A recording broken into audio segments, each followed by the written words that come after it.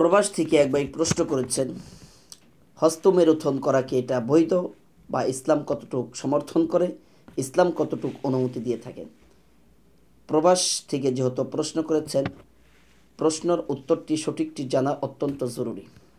প্রথম নাম্বার কথা হলো, আপনি হস্তমেরুথন করা এটা সম্পূর্ণ অনৈতিক কাজ এবং ইসলাম এটাকে হারাম বলে আখ্যায়িত করেছে।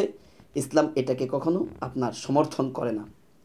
দ্বিতীয় নাম্বার কথা হচ্ছে, নবী করিম সাল্লাল্লাহু আলাইহি ওয়াসাল্লাম বলিয়াছেন, তোমরা দুটি যৌবন মিটানোর জন্য দুইটি পথকে অবলম্বন করো। একটি হচ্ছে শরীয়তসম্মতভাবে বিবাহ করো, দ্বিতীয়টি হচ্ছে তুমি যদি টাকা পয়সার মালিক হয়ে যাও, তোমার যদি কৃতদাস কেনার মতো কোনো ক্ষমতা সক্ষমতা থাকে, সেক্ষেত্রে তুমি কৃতদাস ব্যবহার করো। যেটা তৎকালীন সময়ে সাহাবা ইকরামদের যুগে এই আমলটি প্রচলিত ছিল। এখন সমাজের ভিতরে এটা অ্যাভেলেবেল প্রচলিত নেই। পক্ষান্তরে নবী করিম সাল্লাল্লাহু আলাইহি ওয়াসাল্লাম এটাও বলিয়াছেন, তুমি যদি পারো, ধনট্ট ব্যক্তি হও, বিবাহর উপযুক্ত হও, শারীরিক ফিটনেস ইভেন কি অর্থনৈতিক অবস্থান থেকে যদি তুমি স্বাবলম্বী হও, তাহলে বিবাহ শাদী করো, শরীয়তসম্মতভাবে বিবাহ করো। বিবাহ একটি ফরজ ইবাদত, নবী করিম সাল্লাল্লাহু আলাইহি ওয়াসাল্লামের সুন্নাত। পাশাপাশি রাসূলুল্লাহ সাল্লাল্লাহু আলাইহি ওয়াসাল্লাম এটাও বলিয়াছেন, তুমি যদি এই তিনটির একটিও না পারো, চতুর্থ নাম্বারে তুমি ধৈর্য ধারণ করো, সিয়াম সাধনা করো, সিয়াম পালন করো, অধিক পরিমাণ রোজা রাখো। আর প্রবাস থেকে যেহেতু প্রশ্নটা এসেছে, সেহেতু প্রবাসী ভাইয়ের জন্য সমাধান হচ্ছে, আপনি যেহেতু প্রবাসে আছেন, সেক্ষেত্রে আপনি হস্তমেরুথন থেকে বিরত থাকবেন, কারণ এটি একটি পাপিষ্ট কাজ, এটি একটি গুনাহর কাজ।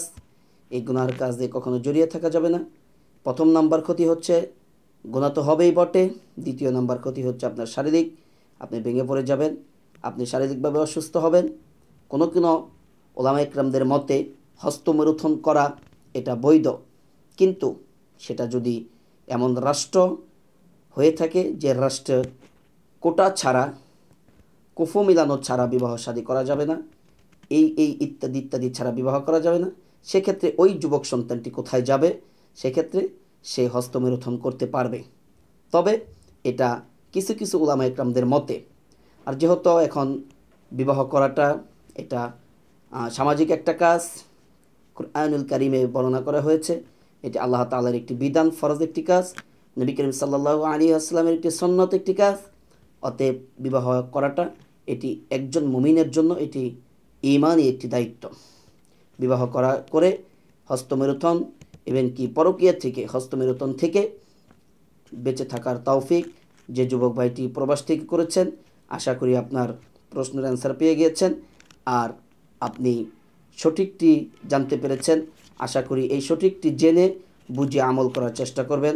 আল্লাহ সুবহানাহু ওয়া তাআলা সঠিকটি জেনে বুঝে আমল করার তৌফিক দান করুন, আমিন।